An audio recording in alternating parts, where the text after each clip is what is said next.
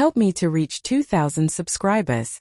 The sharp click of the lock echoed through the hallway, a sound that should have been ordinary, but today it felt like a guillotine dropping. I stood on the other side of our front door, keys in hand, watching her silhouette through the frosted glass. Her laughter, light, carefree, and unfamiliar, drifted from inside. My chest tightened as the realization hit me. This wasn't just a party. It was with him.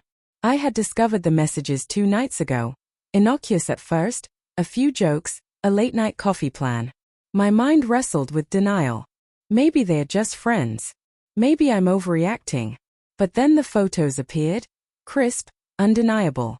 Her arm around him, her smile too bright, eyes shining with a warmth I hadn't seen directed at me in months. My hands had trembled as I scrolled, each image carving a deeper groove of disbelief and fury in my heart. I told her to leave. I didn't yell. I didn't cry. I simply watched her shoulders stiffen as she gathered her things. I locked the door behind her and left her outside, suitcase in hand, under the dim glow of the porch light. The night air was cold, biting against the skin of my face. I wanted her to feel the weight of every betrayal, every unspoken lie. And then silence fell, thick, suffocating, the kind that presses into your bones.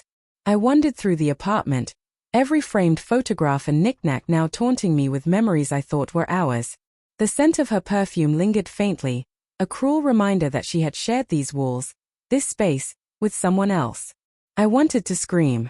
I wanted to rip apart the world that had betrayed me along with her. Hours passed. The shadows stretched across the floor like dark, accusing fingers. My phone vibrated. Her name flashed, urgent, trembling. I ignored it. And then again. Each ring felt like a hammer striking the fragile barrier I had built around my disbelief and anger. My rational mind warned me, don't answer. Don't let her manipulate you. But my heart, stubborn and aching, compelled me to pick up. Please let me explain, she said, voice breaking, eyes glistening with tears I could almost see through the phone. It wasn't what you think. I closed my eyes. I wanted to believe her. I needed to believe her. My chest ached with conflicting tides of love and rage. I could almost hear the faint echo of our first date in her voice, the laughter, the soft intimacies we shared. Could all of that have been a lie? My mind spun, trying to reconcile the woman I loved with the woman who had shattered me. I don't know if I can, I whispered. You left me outside, like I didn't matter. The words were hoarse, unsteady, tasting of both sorrow and fury. I know. I was stupid. I was selfish. But it wasn't just him. It was me losing myself in something I didn't even understand. She confessed, voice small, fragile, vulnerable. I need you to hear me before you decide anything permanent.